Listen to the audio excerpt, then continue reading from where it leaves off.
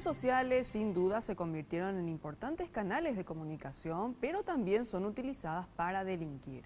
Ahora traficantes de drogas ya utilizan para tomar pedidos de clientes.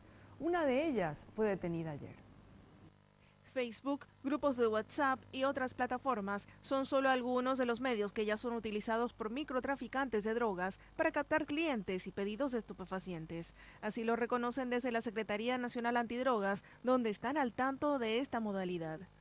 Dentro de estas plataformas se tienen confeccionados foros donde los usuarios se reúnen virtualmente a compartir las experiencias que tienen cada uno en el consumo de las sustancias, y eso hace un poco también que a partir de esos foros y la implementación de la tecnología, la SENAD busque otros mecanismos tecnológicos para dar con los principales responsables.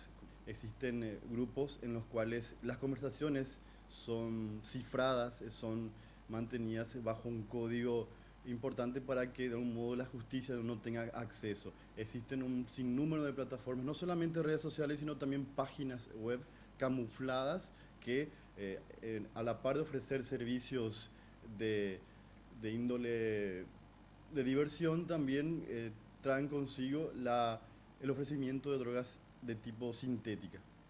En algunos casos, el servicio es camuflado como venta y entrega de otros productos o servicios, pero ayer, agentes antidrogas detuvieron a una joven de 18 años, quien abiertamente ofrecía droga a través del Facebook con cierto éxito. Ella tenía en su poder 7 dosis de LSD, un estimulante psicodélico muy importante. Es un ácido impregnado en un papel que al ser consumido genera la alteración total de la percepción, y entonces en ese marco la SENAD dispuso la aprehensión de esta señorita de 18 años, quien además de la sustancia LSD traía consigo espías de marihuana y otras sustancias de índole también sintéticas. La Secretaría Antidrogas ya se encuentra investigando las diversas aristas de esta modalidad de compraventa de estupefacientes en redes sociales, foros y hasta páginas ocultas en la web.